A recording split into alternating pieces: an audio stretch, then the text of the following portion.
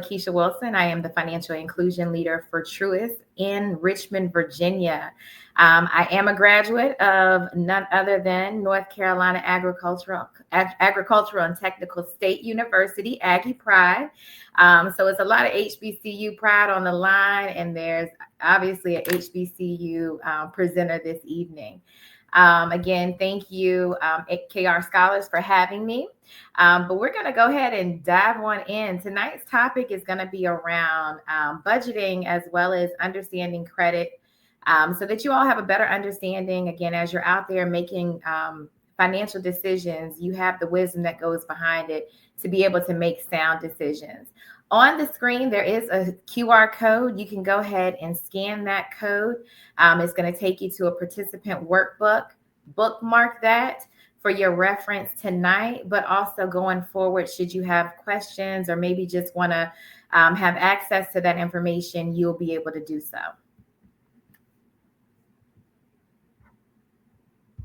And I'll just leave that there just a little bit longer. That is the same QR code that shows there. That's my contact information. If you want to screenshot that, should you have questions following this evening's presentation, you do know how to reach me as well. All right. So once you've got that workbook up, if you could just drop a thumbs up or got it in the link in the chat, that way I know everybody's on the same page, and we'll keep this party going.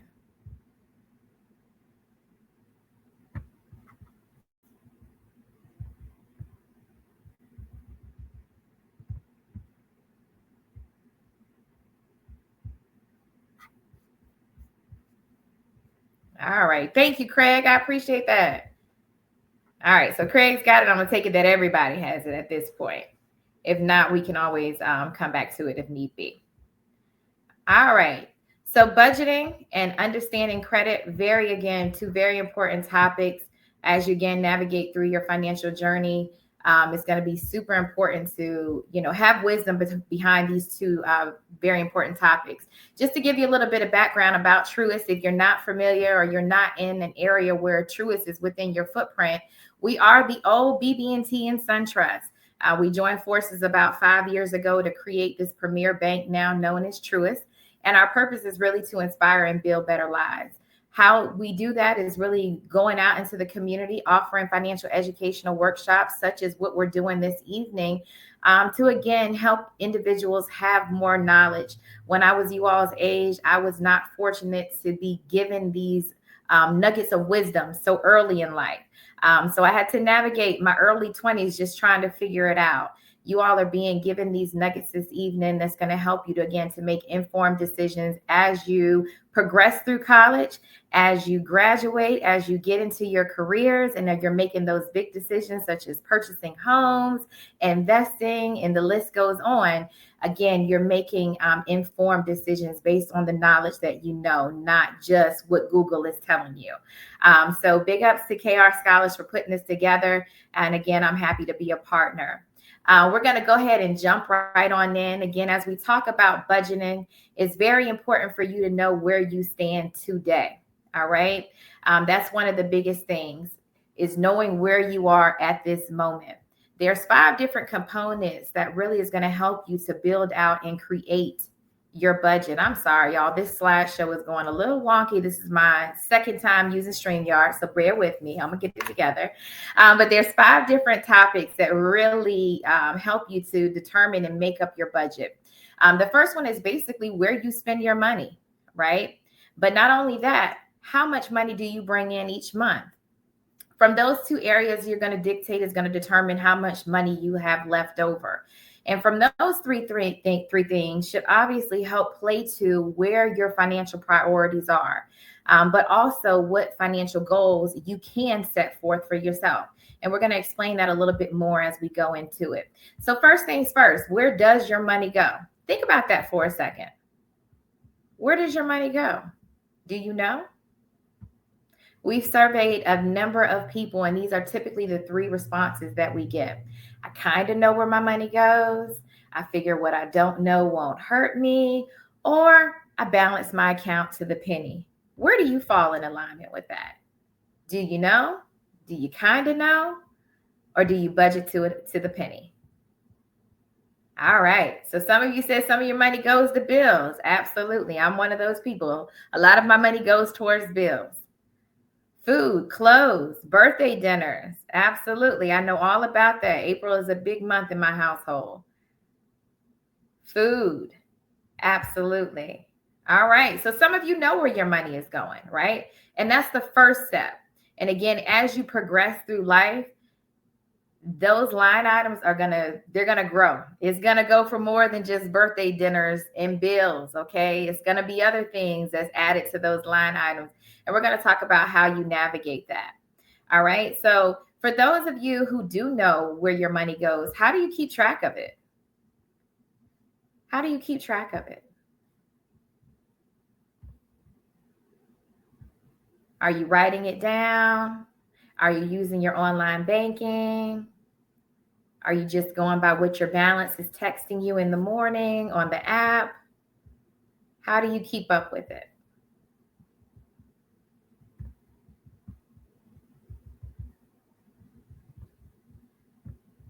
All right, you're paying attention to what's in your savings account. All right, your budget calendar. Absolutely. Absolutely. Watching it. All right. So all these are good things, great things. What I will say is that in order to determine where your money is going, you definitely have to track it. Someone just typed in, my money disappears. I'm terrible at saving. Yeah. If you're not tracking it, it can definitely get away from you. Excel, that's a great resource to use when you're trying to track expenses. Absolutely. But the first thing is, most importantly, you've got to figure out a way to track it. Technology is key these days. I'm an old-fashioned girl. I write everything down still, but I see some people are using Rocket Money. They've connected it and linked it to their account, so that's helping them to navigate and also track where their expenses are going. But it's super important for you to track it, especially as it pertains to a budget. As you start to build out your budget is a living document, okay? It can change week over week, month over month, and it definitely should be changing year over year. So it's something that you have to pay attention to. Tracking your expenses is super important, just to know, again, where your money is going, but also for you to be able to identify where there's holes in your spending or there's opportunities for you to scale back. All right. So I strongly suggest that maybe you track your expenses for a couple of months. I believe on page 6 of the workbook, there is a tracking expense worksheet that you can use as a guide if you don't have one. But that is definitely going to help you navigate, again, and have a better understanding of where your money goes. All right. As you start to, again, grow in your career, you're going to receive a salary. That income is going to increase. If you don't have a plan for where that money is going, I promise you that money will get away from you. So it's super important to know that. So once you know where your money is going, it's very important for you to look at your income, right? Because that dictates exactly where you can spend your money, how much money you have to spend altogether. But taking your total net income and subtracting your monthly expenses is going to leave you with what your disposable income is. And disposable income is super important because that's really the money that you have left over. All right. 3 things can happen when it comes to disposable income. You can end up in a deficit, which means you've got to go find more money to compensate for the expenses that you spent out in that month. If you end up at a zero, okay, that means you're spending just as much money as you bring in. The sweet spot is if you end in a surplus, and that means you have more money left over at the end of the month once you've taken care of all of your debt and all of your necessities. And that's really where we want to be. As you build out your budget, you don't want to just think about the bills that you have to pay. You also want to think about the extracurricular activities that you have as well. And again, we'll do a deeper dive into that as we go further into the session. So budgeting and saving strategies. Again, I'm going to talk to you about building out your budget. And after today's call, I hope that you all take some time to go work on your budget for yourself. Granted, you may not have traditional income. You may be receiving a refund check every semester. So you're getting all your money at one lump sum. Maybe you're working work study. So maybe you're getting a paycheck. Maybe you have another job on the side. So you do have income that's coming in either every week, bi-weekly, or monthly. Whatever the case may be, you should make sure you have a plan for what you're going to do with that money. All right. So as we think about that, there's three main strategies that I like to focus on when we talk about budgeting. That's controlling your spending, managing your debt, and ultimately saving for your future. You can focus on all three of these categories or strategies at one time, or you can be focused on one key area. Depending upon, again, where you are in life will dictate that. Where I'm at in my life, I'm focusing on all three of these strategies. When I was younger and I didn't have as much responsibility, my number one goal was really to save for the future. But now I really have to pay attention to all of these areas. One thing I will say is your budget is really like your roadmap. Okay. Your buying and your spending and your saving habits are really going to be your directions. If you follow them to a T, you're ultimately going to get to where you want to go. And that's really whatever your financial goals are. So that's saving for a rainy day, planning to go on that spring break trip, or maybe even purchasing your first home. Whatever the case may be, you got to have a plan, and that budget is going to help you to do that. All right. So I've got a couple of people that's commented in the chat already that said they need some help with controlling their spending. Wonderful. I'm going to give you some strategies as to how you can do that. And that's actually our next area of conversation. So controlling your spending is the number one strategy that we're going to discuss this evening. And if you look at page 25 of your workbook, it kind of speaks to this as well. So controlling your spending. As you create that budget, you do want to make sure your budget is real and realistic. All right. If you have $500 coming in every month, to create a budget that's going to have you spending $600 every month is not a bright idea. Okay. We want to live within our means. But with that being said, we also want to be fair to ourselves. So to say that we're never going to go out to eat, that's not realistic, right? But maybe we can scale back on how many times a week or how many times a month we go to eat out.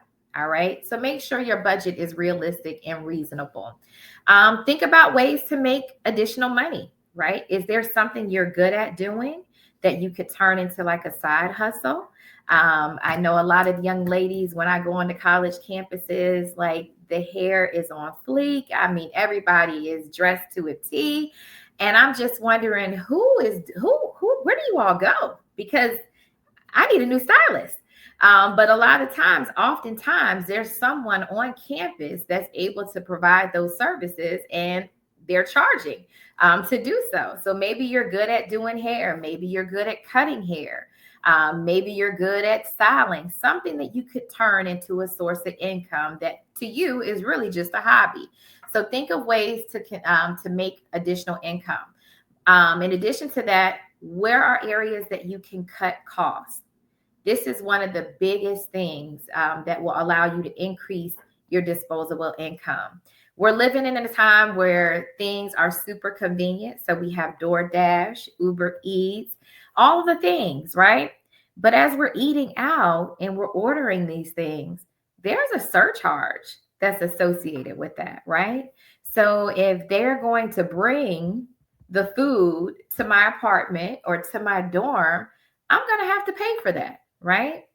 Not only am I going to have to pay for it, I want to be a good customer, so I got to give them a tip now, right?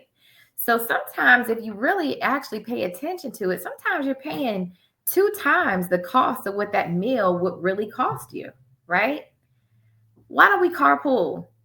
And everybody just hop in the car. We go to Chick-fil-A, we get our meals, we come back to the campus, right? We're going to save some money. We might have to toss somebody a little bit of gas money.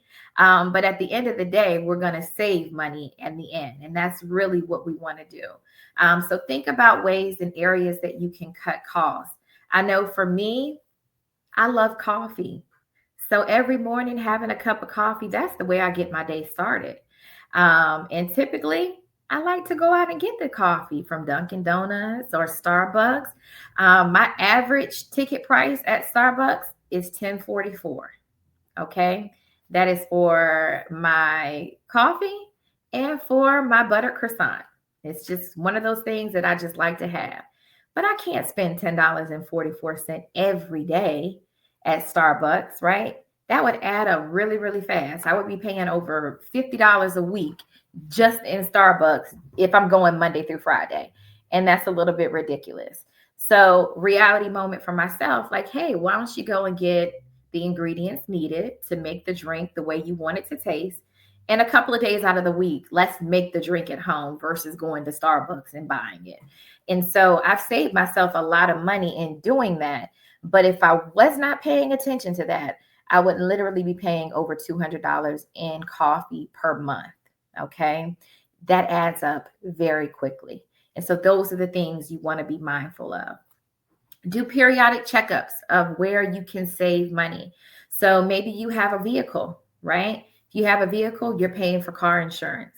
All right. Can we shop around? Can we get a better deal? Cable is not a big thing these days with the streaming services that they have. But if you do have cable, are you getting the best buy? Same thing for your cell phone providers, internet, and any other service providers. Make sure you're getting the best deal possible. Just because you've been with them for 15 years, you may have an old plan. Okay. I just recently took my mom to upgrade her cell phone. And come to find out, she's at that age now where she's able to get that senior citizen discount. So now she only pays like $50 a month, whereas in before she was paying almost $120. Okay. That's a $70 savings. But if you don't ask the question, you can rest assured these companies are not coming to knock on your door to ask you, hey, can we save you some money? You got to go to them and say, hey, listen, I need to save some money. What can you all do for me? And oftentimes they're going to figure something out because they do not want to lose their clients. All right. So shop around, figure out what's going to be the best thing for you. All right. It's Lakeisha. Can I pause for just a second? Can Go you right ahead. for the workbook? We got some students. I think they came in a little late or couldn't catch it quick Oh, enough. absolutely. You got some. You on a roll? I'm right. It's okay. We're gonna go back to the QR. Thank y'all for asking. Listen, you won't know until you ask, right? Here's the participant link. If you'll scan the link, it'll get you there. And if someone from KR can scan this as well and put the link in the chat so we can put it in there as well.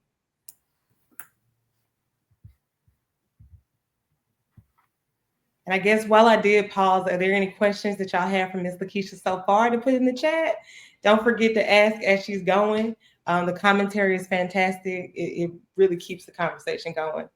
And again, I'm so sorry for interrupting. No, you're fine. Absolutely. Thank you for mentioning that so I could bring that back up. All right. Are we good to go? You can drop a thumbs up if you've got it. Or a thumbs down if you need more time.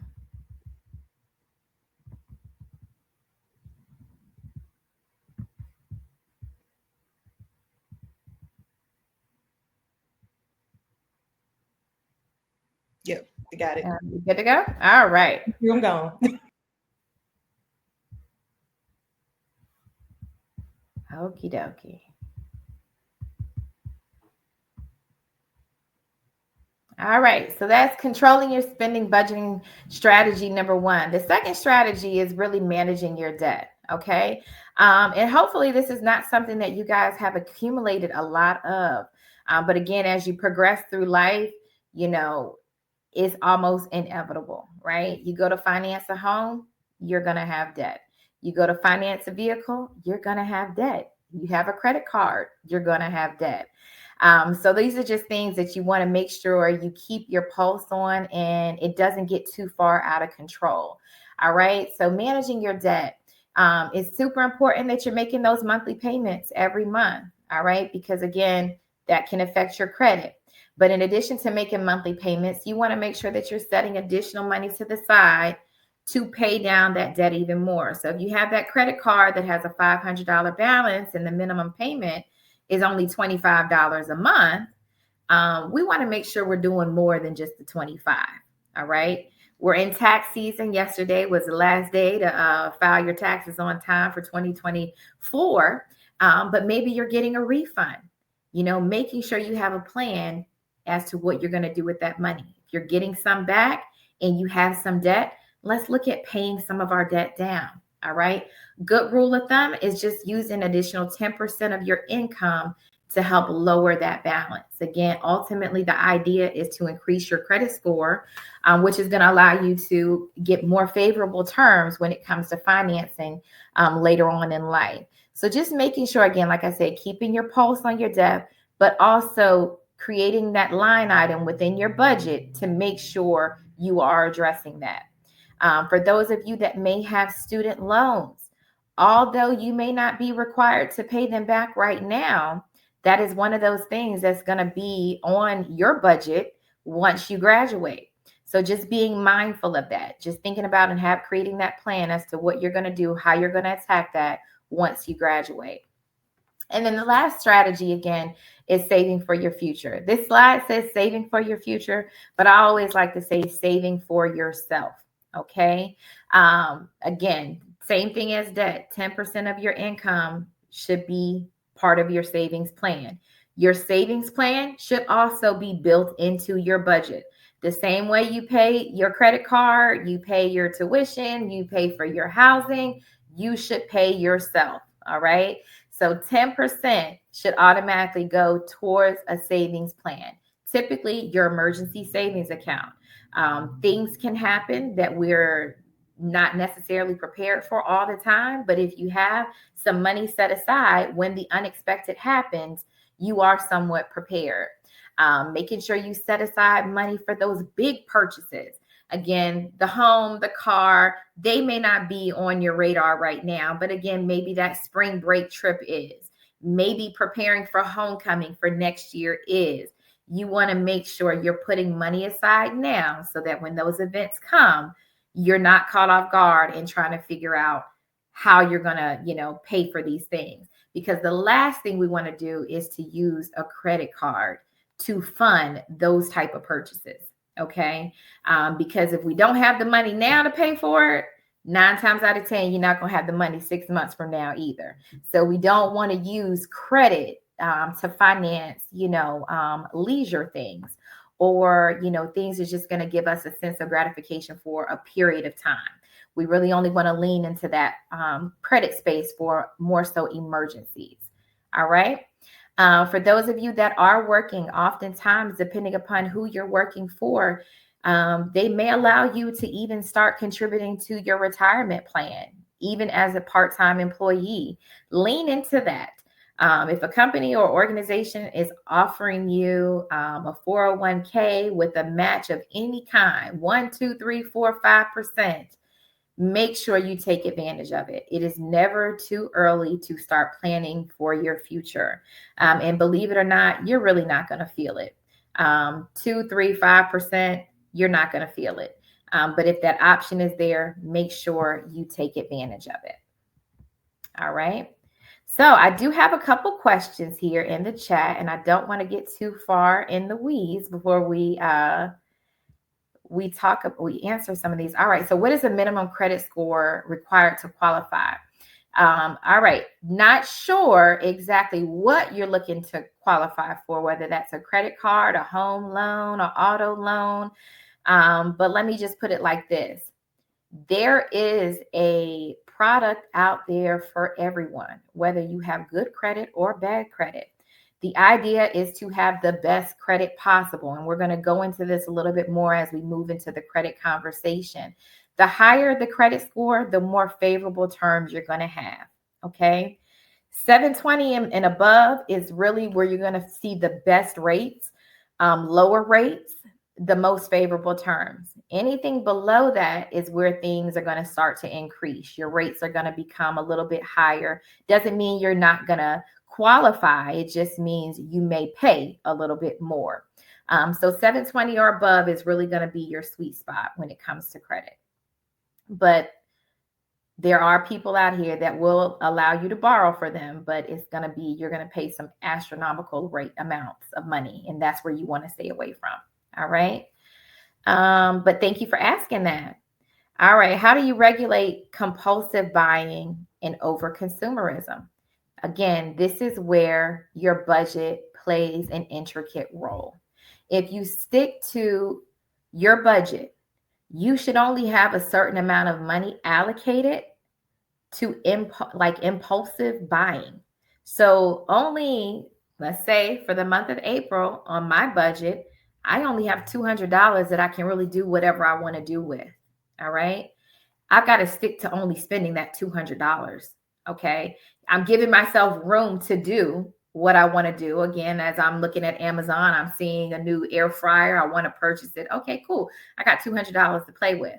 But if for the month of April, I don't have $200 to play with, compulsive buying cannot be an option for me. Okay. It takes a lot of strength.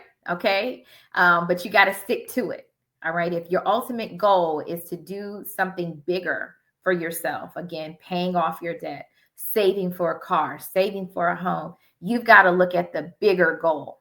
All right. That small purchase for that period of time is going to just give you self-gratification for a couple of days. Look at the big picture. But that's how you're going to try to keep your hands around that. How do you manage your debt with student loans? Student loans can be tricky. Student loans can be very tricky. One thing I will say about managing your debt is also paying attention to how much tuition costs. All right. We all want to go to the best universities possible, but sometimes the reality is that it may cost too much, right? So maybe we got to scale back and go to a university that's going to fit within the parameters of what I can afford. But not only that, before we lean into student loans, what scholarships are out here available that's going to help us fund our tuition, right? That's super important. But just get as many scholarships as you can, get as many grants as you can, so you don't have to pay as much in student loans. Because student loans are very hard to get from under if you have a lot of them. I would like to say I didn't have a lot, but I had enough. I've been out of school now for over 20 years, and honest moment, I'm still paying. I am still paying. Those student loans have not gone anywhere. I've paid off 2 of them, but I have 1 left. And that's 20 years post-graduation. Again, the biggest investment I could have made for myself, but these are one of those things that you have to be mindful of. Again, as you're going through college, are there other opportunities for you to pull money from that you're not going to have to pay back? All right. Next question. With the current economic climate, how can we find ways to save for retirement and invest our money? Absolutely. So I am not an investment counselor, so I can't give any advice on investments. But saving for your retirement, it's actually really simple. Like I said, 10% of whatever you're bringing in each month, you should start putting it towards a retirement. Even if you're working for an organization or a company that does not have a retirement plan in place, there are options for you. You can set up an individual retirement account at your financial institution that you can pay into, either pre-tax or post-tax. Again, Roth IRAs, they all work differently just depending upon. So some of them can be pre-tax, meaning you've already paid taxes on it. When you withdraw the funds, you're not going to be taxed again. But some of them you're going to pay into again, and you haven't paid taxes. So when you make the withdrawal, you're going to have to pay taxes on it then. But it's best to speak with an accountant to figure out what is going to be best for you and your situation, but it's never too early to start. And again, like I said, if the organization that you work for, they offer something, sign up for it. Sign up for it. Because again, that's money that is always transferable. You don't lose it. So it will follow you. Sometimes if they match you and you're not with the company for a period of time, you may lose that money, but you're not going to lose what you've paid into the fund. So just be mindful of that. But that's going to be the easiest way to start. All right. All right. All right. Gotta unsubscribe to the fashion places. Yes, absolutely. If you go look at any website, fashion, GameStop, anywhere, if you just go onto their website, the next day you're going to have something in your email from them. So yes, unsubscribe to the things that are, causing you to want to impulsive buy. Yeah, unsubscribe. I completely agree with that. But thank you for bringing that up, Minta. But these are all great questions, guys. Thank you so much for engaging. So the next one, again, like we said, saving for the future. Again, it's not hard. You just have to start. You don't have to start big, okay? Because everybody doesn't have $1,000 to save every month. Some people may not make $1,000 a month to begin with, but you can start somewhere. If I'm being transparent, when I was started my first job right out of college, I had big plans for my money. Saving was not one of them, but I said, okay, I can do $25 per pay period. And so that's what I did. And every year I made it a point to increase it by $5. Okay. So year one was $25 every pay period. Year two was $30 every pay period. And I did that until I got to a comfortable spot, because in my mind, I'm not going to feel $5, but I will feel 50. Okay. $5 is not even a cup of coffee. You can invest in yourself. All right. So this chart just kind of makes it realistic as to what can happen if you're able to save. If you get paid weekly, right, and you're able to do $10 every week, that's $40 a month. That's $480 in a year. And believe it or not, most Americans don't have $500 saved in their savings account. So you would be right there on the cusp of being where more than most Americans are. Over a 5-year period, that $480 now turns into $2,400. What if you were able to save $40 every pay period? Okay. So just thinking, start small and build from there. But the most important thing is that you start. As you start to put your money into different portals, it's very important that you keep your money separate from your everyday spending. So don't put your savings into your checking account. Keep it separate. Get a savings account. And pay attention to the different type of interest that's available to you. Most savings accounts pay either a simple interest or compounded interest.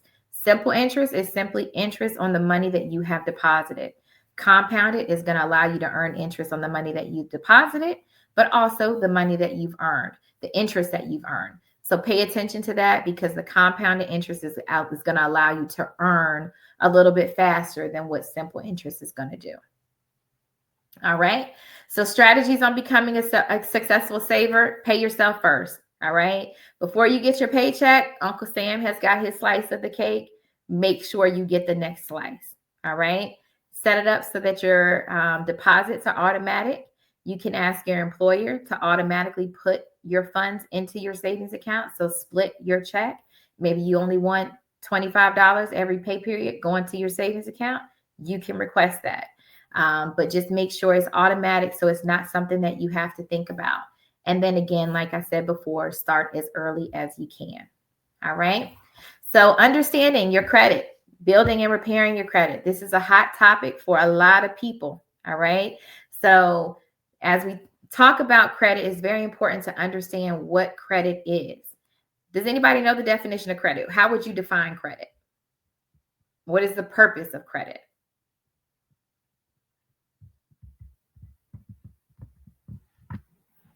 And you can drop your answers in the chat.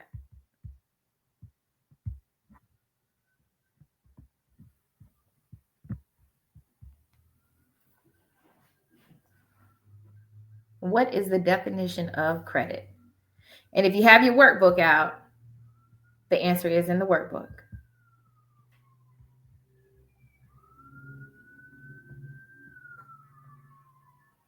All right. To borrow money. All right. Credit is used. You want to build your credit.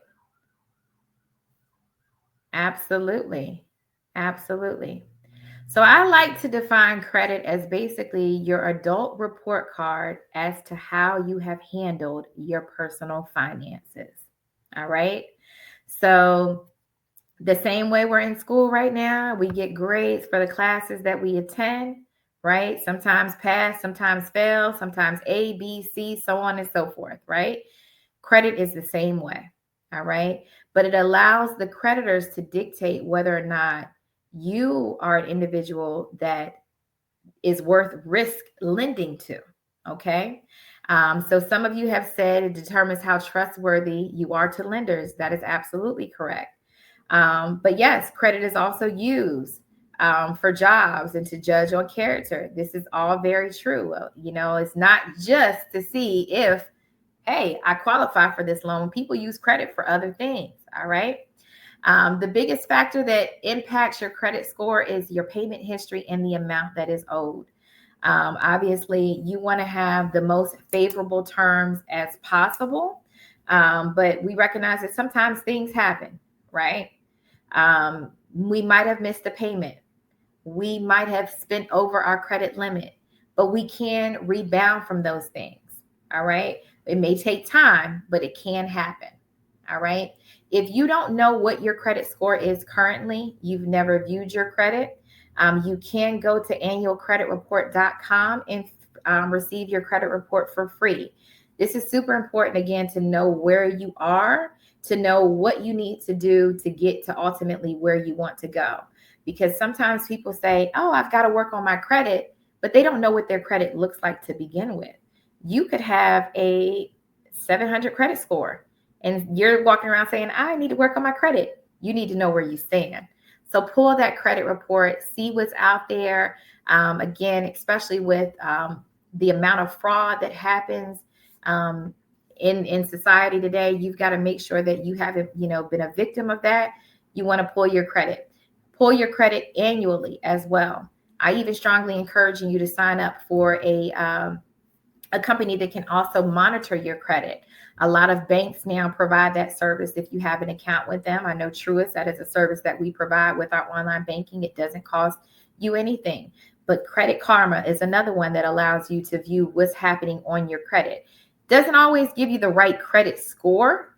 Sometimes that's off significantly, but at least you can monitor and see what's happening. If something has reported, if something has opened, if there's an inquiry, so on and so forth. All right. So just be mindful of that. And again, take a snapshot of that and go pull your credit tonight if you don't know or have not done so. All right. So again, credit scores are super important. Again, it's the numbers that we use to determine and dictate whether or not we can lend to you as a financial institution. There's several different things that categories that make up your credit score. Believe it or not, I can't give you a real formula. There's a formula for everything in life, but there's no real formula to say, hey, this is how you get a perfect credit score, because it doesn't exist. But I can tell you what percentages make up your credit score. So I stated earlier that payment history makes up, a high percentage of what your credit score could be. So that's how well and how often you are paying your creditors on time. 35% of your score is made up of payment history. The next largest amount is the amount that is owed. All right. So this is something to be mindful of. Just because you get approved for it doesn't mean you need to sign up for it. Every credit card offer that comes into your mailbox doesn't mean you need to sign up for it. All right. Because what you're doing is every time you accept an offer, you are now increasing your credit exposure. All right. If that credit exposure gets too high to a lender, it looks like you're living off of credit. And that is where you want to stay away from. So the amount owed is super important. You want to stay below 30% of the utilization amount of any credit card that you may have. So if you have a $1,000 credit card, you really shouldn't be spending over $300 on that credit card. Anything over that 30% utilization is going to start to drive your score down. Does it mean it's going to completely make you have terrible credit score? Absolutely not. But it's going to start to drive the score down, because the way the logarithm looks at it is that you're utilizing that credit. You want to try to stay below 30%. If you can't stay below 30% because you need it for an emergency, 50% is going to be the max that you want to go. Anything over that is going to start to drive that score down tremendously. All right. 10% are the types of credit that you have that you may use. So a credit card is a revolving account. That's an account that you can use, pay back, use again, pay back, use again. All right. It's there. It's at your disposal anytime. There are other trade lines such as a mortgage, right? So you purchase a home for a certain dollar amount. You have a fixed payment for a period of time, typically of 13 years. 15 to 30 years is typically what people use to finance homes. Once that 15 to 30 years is up, the home is paid off, that account becomes closed. The same thing holds true to an auto loan. You typically will finance a vehicle anywhere from 3 to 7 years. You will have a fixed payment for that period of time. Once that 3 to 7 years is up, that account is paid off, and that car and that trade line is, you own the car and that trade line is now closed. Okay. So having a variety of different trade lines is going to make your credit look attractive. All right. Even a student loan makes your credit look attractive. It does increase, again, the amount of debt that you have out there, but it is a different type of trade line. And in the world of credit, it looks attractive. All right. New credit, 10%. So typically when you open a new account can also impact your credit score. Depending upon what it is, determines whether it's going to increase your credit score or decrease your credit score. If you've already got 2 credit cards and you go open a third credit card, 9 times out of 10, that's going to make your credit score drop some. If you have 2 credit cards and you go and you purchase a home, 9 times out of 10, that's going to increase your credit score because you have now opened up a different type of trade line that makes your credit look attractive. And then lastly, the length of your credit history. So that's how long you've had credit. So if you got a credit card at the age of 18, it may not have the best interest rate, but it's probably the longest trade line that you have. You probably want to hold on to that for as long as you can because it makes your credit look good. If I'm being honest, I still have my very first credit card. That interest rate is ridiculous. They don't offer any perks, but I still have it because it is the one that I've had the longest. So I just go and buy groceries with it once every couple of months, pay it right off. So I'm not paying any interest just to keep that line open. But it's the longest trade line that I have. So it's, again, that's just something you want to be mindful of. All right. So we've got a couple of questions here in the chat. Let's see here. Who's first?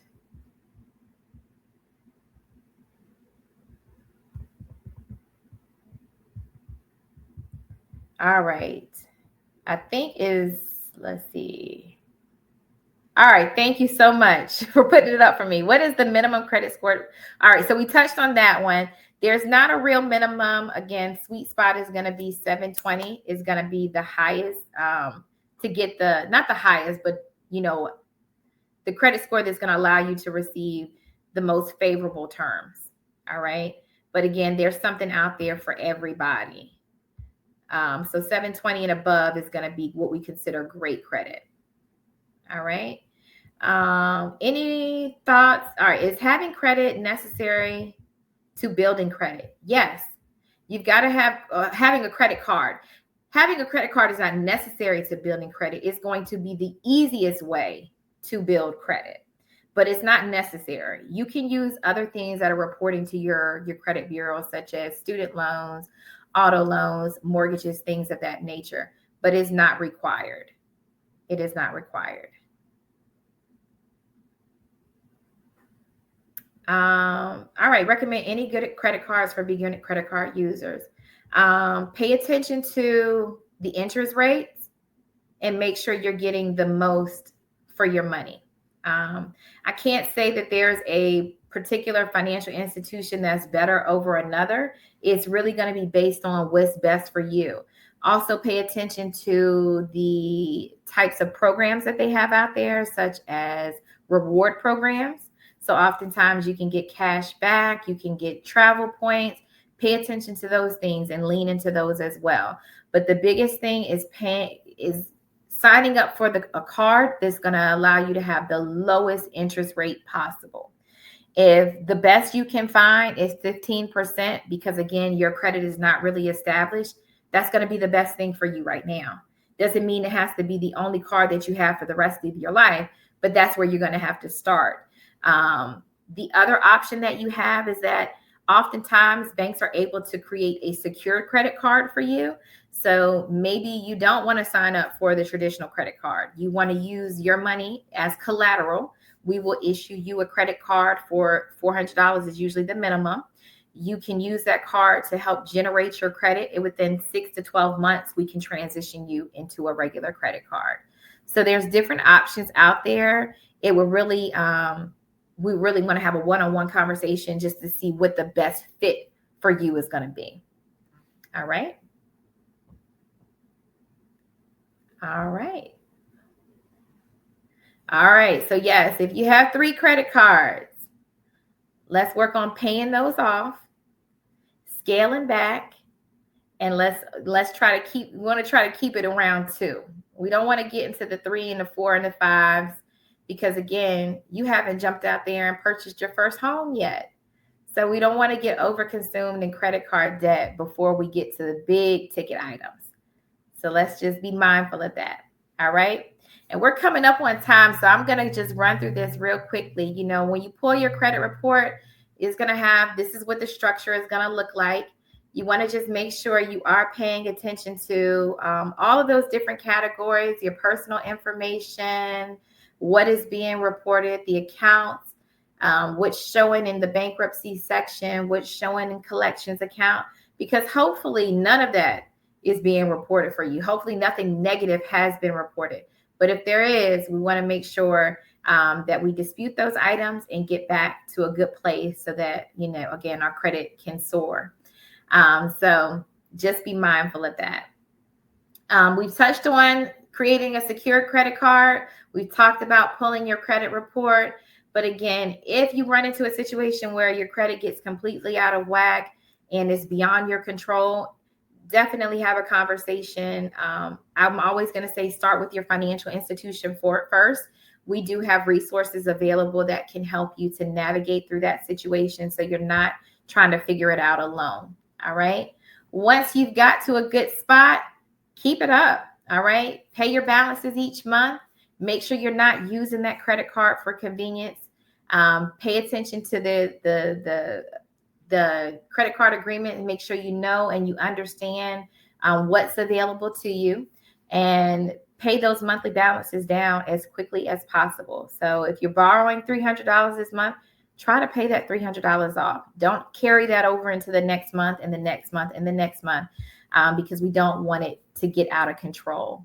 At the end of the day, once you've paid down your debt, you're going to have increased financial security. All right.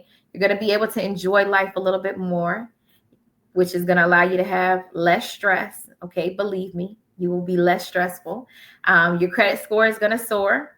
And then ultimately, once you paid everything off, you're going to own your assets. And that's where we want to be in life. We want to be able to, live in a good space, but own what we have. All right. So what questions do you all have for me at this time? Or are there any questions?